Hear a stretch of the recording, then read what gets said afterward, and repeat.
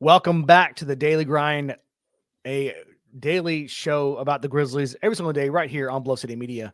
Don't forget, Grizz 901 live post-game shows on our channel as well. After every single game, Daniel and Nate do a great job over there on that show. Make sure you check it out. After every game, super interactive. They take your comments. It's almost like the call-in show. They're taking your comments, interacting with you guys, putting them on screen, and they are a shit ton of them. So shout out to those guys that get through every single one of them, almost every show, and they do a great job. And it's a really fun show. It's entertaining. I watched last night while I was playing some Fortnite alongside had post game up on one TV and had playing Fortnite on another. So shout out to those guys. Yeah, it was a lot of fun. They released a new version of that game, so I've gotten back into it. That's a different show. The new version is cool. I don't normally play it, but the new version's cool.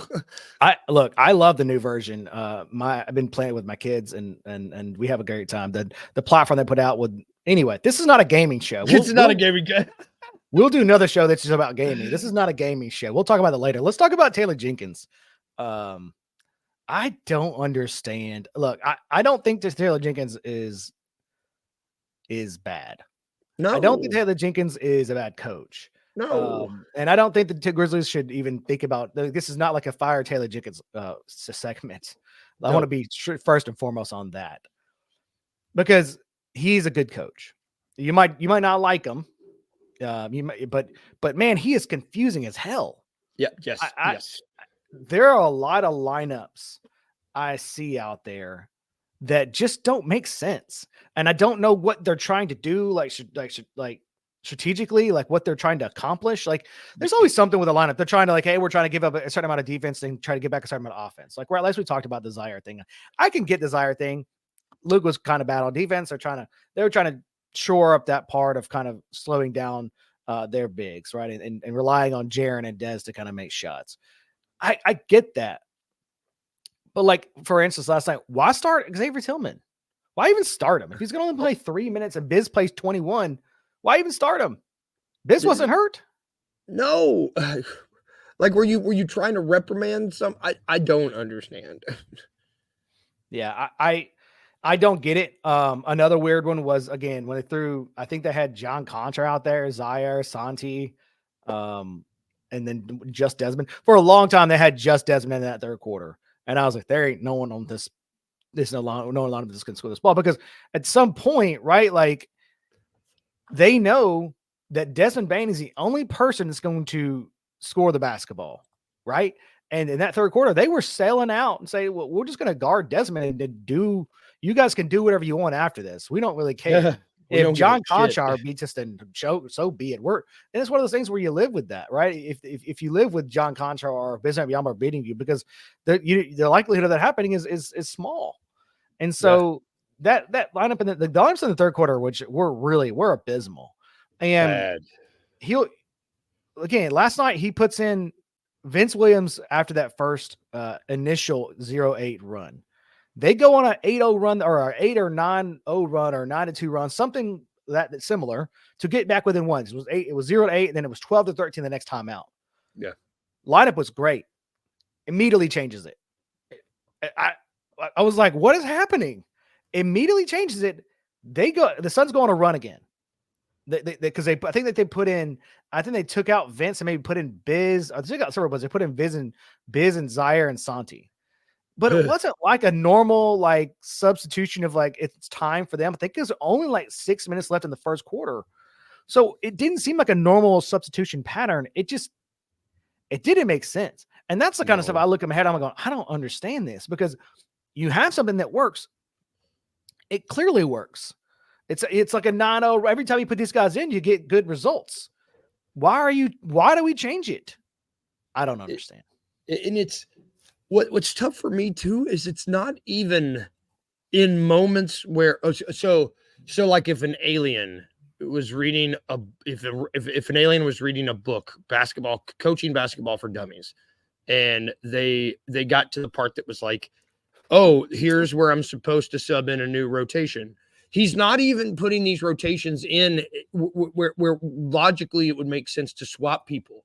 It's just happening. And that's what's confusing, because for those of us that like go to bat for him, and like TJ and don't call for his job and think that he just makes him like it's shit like that. That's like, bro, you're making it really hard and confusing to understand what you're doing because logically I can't see what the like what advantage are you trying to get? You know, like that should always be the goal. You should always be coaching to get the advantage on the other team to win.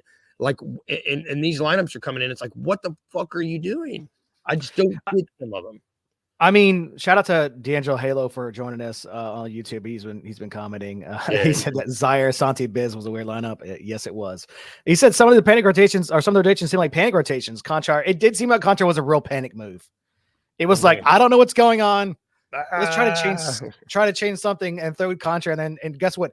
It did not work. Contra was like, he's like, you want me to play? Are you sure? He's like, bro, I was on the bathroom. It's the end of the third quarter. I haven't played all game. Are you sure you want me? I didn't practice this week. And I think that's also one of the biggest things is players knowing kind of when they're going to play. Good teams have rotations that are set, right? And I know for this game, this season, he's had so many injuries and stuff. It's hard to do that, right? But you pretty much passed that. Like you got, I mean, besides, if Ja comes back, when he comes back, if he comes back, you don't really have that. Like you have the complement of players you're going to have besides Brandon Clark and Steven Adams. You have everybody you're always going to have, right? So now it's time to figure that out. Now is the time to figure out the rotations because good teams, good players know, okay, at 6 minutes, I'm going in. I'm going to play from 6 to 3, right? In the second quarter. That's my minutes. I'm going to get 20 every night.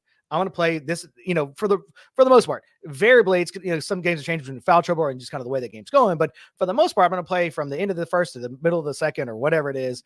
And I think that's the issue that I think I have with it is that there is no real consistency to the lineups. There's no real rhyme or reason, it feels like sometimes. Because, like, you would think that you should play, in my mind, you should play your starting lineup, which is your 5 best guys, which is what we talked about. And then Ja comes out early, right? And you put somebody else, maybe you put Luke in or something and move Marcus Smart to the point. But Ja comes out early in that first quarter to try to save him time with the guys like Zaire and Santi because they clearly play better with him. Yes. He can get those guys going like no one else can. Like, so those are the type of things I want to see from Taylor Jenkins, and you just haven't seen it. And I think that's the ultimate issue that I have is that every time I feel like we got something good going, he's like, nah, let's change it. And I'm like, I don't understand. And last night was a perfect example of that, of going on runs with good lineups and the next time out immediately changing them. When it's like, hey man, why don't we just keep the good times rolling? Yeah. Like, let's keep the good times rolling. We got a good thing going. Let's not break up so soon. Like, again, I know Jaren's foul trouble really screwed it up. I want to say foul trouble because in very air quotes, because I don't believe in foul trouble. It's only foul trouble if you make it foul trouble, right? Like at a certain point, there's no reason to sit. Like he ends up with 5 fouls. He didn't foul out, so keep playing him. Whatever. Well, keep playing him. So I don't know. Part of that is Jaren he has to learn. Still has to learn how to. I don't know if he ever will at this point how to back off, and just not right. Just not worth it at some point. So, he hasn't lost the locker room yet, and that's key. Like seeing him get on the court. When did he jump on the court? Was it the Lakers game where he ran onto the court? I thought he was going to get thrown out the game. I did too. That was a Lakers game. That was LeBron and Jaren. Yeah. I mean, Jaren and Ja both sat courtside and went to bat for him. Like went to bat for him straight up. They were like, "That's our dude," and that's important, because you lose the confidence of your guys. Get the fuck out of here, But it's the fact that he still has that. It's important. I mean, look at the Lakers. I mean, Darvin Ham's lost a lot, bro. So, I mean, look at the Lakers. So, that is true. I mean, these guys love Taylor. And to be clear, I don't want this to feel like a Taylor bashing session because I love Taylor too. I think he's a great coach. I think he's a wonderful coach. But I do, and I think that's always been his drawback. Is the lineups have always been a weird thing for him. They've always been something that it's never felt like he really has gotten a hold of. And I think that's also why we've never really seen them getting the most out of Jaren, Ja, and Desmond all at the same time. Now, part of that is I think just kind of that personally they're taking kind of individual leaps this year, especially Desmond and Jaren offensively. Yeah. But they've also really never been able to get those guys going all at one time when they feel like they had for a couple games this year. So I think that's part of it for me too. Again, I don't want this to be this is not a Taylor Jenkins bashing session, but I think they really do need to get that under control of just some consistency of here are the lineups we love, because you and me, we can all pull the data. We know what lineups are good. We can see that. I'm sure they can see more data than we have. Yeah. And we can see it from the little data that we have and just in stats and stuff. We can see the data and see what lineups are good or bad. Yeah. And if I know they have more data than we do, so they should be able to see it too and say, hey, we're going to stick with these guys. And if that doesn't work, then so be it. It doesn't work, right? Like I'm okay with that. But at least you had some conviction. Yes. I want him to have conviction about lineups like he has conviction about playing John Conchar or playing Zaire Williams, right? Like give me that same conviction about the lineups you believe in. Because God, I swear, Zaire ain't the he ain't him. He ain't him, bro. I mean, we can say that about a lot of guys, but I think that's where I stand on his lineups. I need some consistency from him. Yeah. I mean, if he can get that,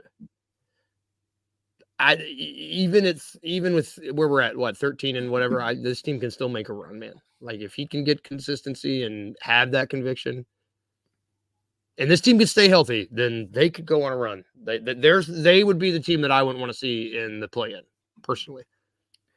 And I think it's the biggest. The lineup situation has shown the biggest problems in the playoffs, right? And where the playoffs you really see coaches versus coaches because you're playing the same team 7 times in a row, or for the most, hopefully 7 times in a row. Yep. But you really see that lineup kind of. You really see Taylor getting out coached in the playoffs because you can see the little moves here and there of scheme, defense, offense, and then lineups, right? Just it becomes a chess match. Changes exactly. But yeah, I think you're right. They're 13 and 23 right now. If you can get this version and this version of Desmond and Jaren and Ja, those 4 guys, and if they're going to have to make a move, right? And I know that. Yeah. I'm telling you right now, they will make a trade only because Vince Williams has 16 more games left. I did the math last night. He's played 34 games. Mm-hmm. He's played 34 games. He's got 16 games left. So again, it's just how you have to be active for 30, the active roster. So there's some games he hasn't played it, but he's been on the active roster. So he's got 34 games. He's got 16 games left. I believe that brings him like a week before the All-Star break. So they'll make a move and they'll convert his contract. They'll have to. I mean, if they don't convert his contract and put him on the main roster, it will be fucking a bad mess. Yeah. So I only say they'll make a trade because I think they'll do a 2-for-1. They're not going to like cut Santi or they're not going to cut it or trade Santi anyway. They might, but they're not going to cut John Contra. The contracts are too much, right? So like Jake and they're not waiving anybody to sign Vince. It's going to be a 2-for-1 trade if they could find it. If they have to waive somebody, it will probably. I mean, I'd probably say that I'd look at the contracts and the X. It wouldn't be X. You're already thin on big man. It would probably be a Jake LaRavia. If they have to waive somebody, but I don't think they're going to waive anybody. Jake. Yeah, just trade Jake. Trade Jake with somebody. That's who people want. Even if it's not a 2-for-1 trade, they just trade someone for a pick, right? If they sit down Jake LaRavia for a second rounder, something like that, or a third rounder, whatever. Send them for a 2-way. I don't know, man. For something, anything. You'll be able to sign Vince. So they have 16 games left to make a decision. It'll be right. It'll kind of right before the trade deadline, which I believe is early February. February 3rd, 4th, February 8th. I think it's the 8th is the trade deadline. So they got to make a decision, and that will be it. Vince will be on this team. There's no doubt about that. But either way, great show today. We'll be back tomorrow, like we hear every single day, right here live at 9:00. We had a long show today. way more than we normally do. We normally try to keep the show to like 30 minutes to make it easily digestible for you guys. But there was just too much to talk about, too much happening this weekend, and too much going on for us not to have a longer show today. So we appreciate you guys staying with us. Appreciate you guys listening. Make sure you go subscribe to the podcast on all the channels. Watch it live on YouTube. Subscribe to the YouTube channel. Do all the things you're supposed to do to catch us every single day right here at 9 o'clock. We will see you tomorrow.